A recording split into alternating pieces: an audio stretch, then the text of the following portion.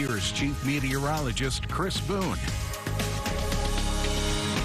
Well, it's the 1st of November. That still means we have a month left in hurricane season as the Atlantic hurricane season continues until the end of November. In fact, do have some activity out in the Caribbean. The Tropical Storm Lisa just shy of hurricane strength with winds of 70 miles per hour, but is moving to the west at 15 miles per hour. That is expected to make landfall in Belize again tomorrow evening as a Category 1 hurricane.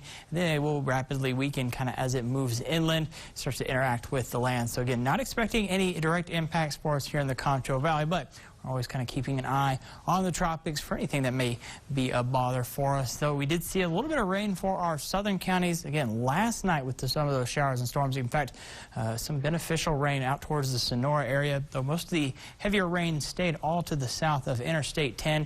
And again, all that rain kind of slid off to the east kind of as we went through the evening and into the afternoon hours today. In fact, we saw some of those showers out towards Corpus Christi and Houston. That is now cleared off and pushing now in towards Mississippi, up in towards the Memphis area, and back behind it, well, we see that high pressure, mostly clear skies for much of the area. You see a little bit of that cloud coverage out towards New Mexico.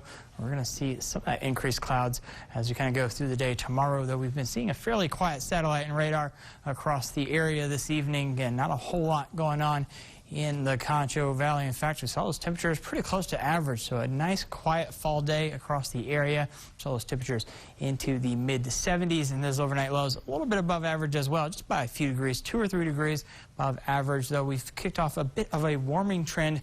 And again, to see those temperatures kind of increase over the next couple of days. 60 degrees right now in downtown San Angelo, and that's probably pretty close to as far as we're going to cool down through the overnight hours, down into the upper 50s and low 60s the area. So again, not quite ready to stamp it as our overnight low, but could drop maybe another degree or two. The winds out of the south, that's going to be offsetting any type of cooling for the evening hours, though. Again, the last 24 hours did warm up into the mid 70s. And beginning to cool right back down after we got past sunset. We're going to hold on to that pattern for the next couple of days as well.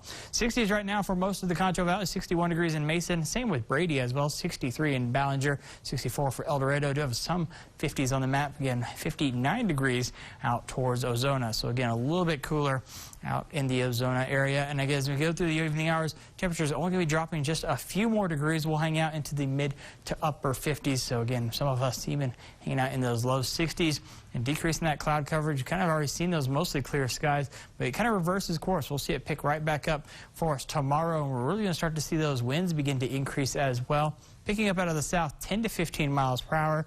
Again, more of those southerly winds, temperatures warming up into the upper 70s, even a couple possible spots getting into the low 80s. Those winds really start to pick up for us going into Thursday. That's when we'll start to see those gustier conditions. Could see some gusts up to 20, even 25 miles per hour. So again, a little bit breezier. If you still have any of those Halloween decorations, especially those inflatable ones, might want to consider taking those down ahead of time. So make sure they don't get blown around too much. And then we're going to keep our eyes on the moisture tracker as we kind of look off towards the weekend and start to hit there.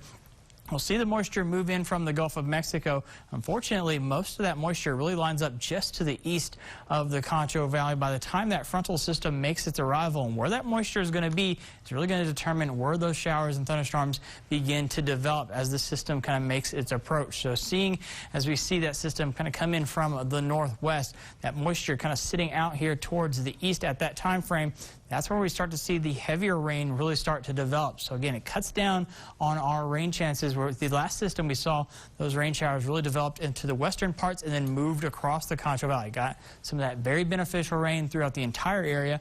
Fortunately, it cuts down on the chance of seeing that widespread, but we could see some of those isolated showers in our eastern parts of the Concho Valley. Doesn't look to be as nearly as widespread of a rain event. Then it'll push off towards the east as they normally do. But again, that's not going to be moving through much of our area. We'll just see most of the rain just off towards the east.